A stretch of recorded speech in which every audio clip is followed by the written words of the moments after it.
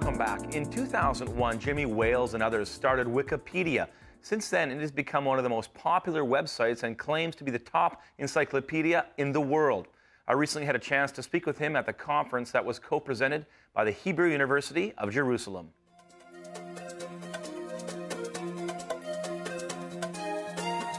Let me ask a couple questions. Number one, Wikipedia has changed the way we think about information in the last 8 years.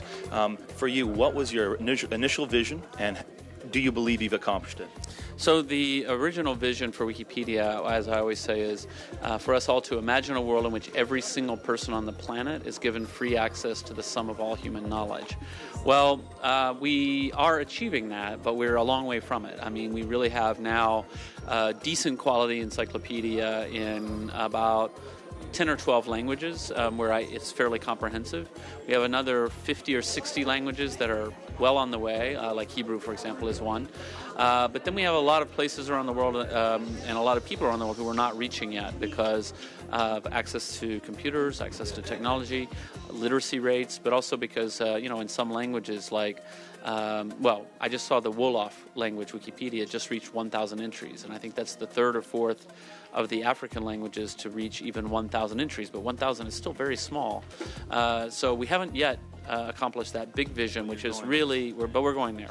We're pushing forward. One of the things you made a comment in the session is you can see that Wikipedia, the way that you do it as a social construction of ideas, is a possible way for peace. It's a very interesting idea. It's not confrontational, it's dialogue. Explain, particularly as we're here in the Middle East, why you think Wikipedia could be an engine, a way to come to conflict resolution. Well, I think in many cases we get stuck in this framework of people not being able to agree even on the most basic facts, or they apparently don't agree on the most basic facts because a lot of the media has an incentive to sort of focus on the controversies and not focus on the things of agreement. A lot of leaders, unfortunately, have incentives to rally their people and so on. I think it's important that we just step back and say, okay, well, let's first write down just the basic facts, because, and this can be not just about particular historical incidents that people are upset about, but if more people could understand about the culture of other people, you can just sit and learn.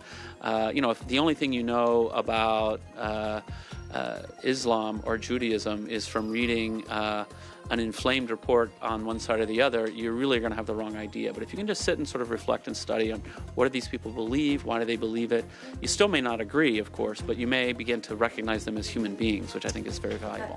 Thank you so much for all you do. All the best. More P3 coming up next.